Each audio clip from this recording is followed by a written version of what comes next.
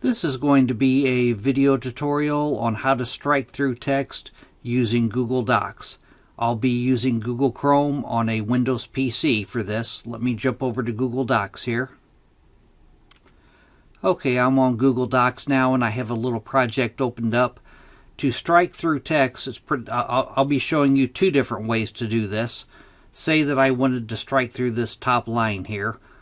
What you'll do is you'll highlight that line. I'll hold my left mouse button down, drag across to highlight it.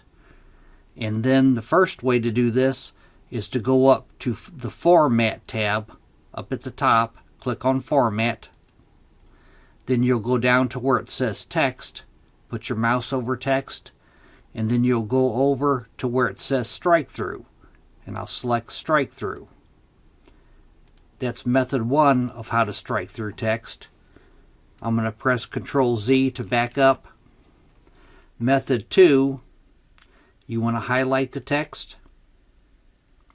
And if you're on a Windows computer, you want to hold down the Alt key, the Shift key, and press the number 5.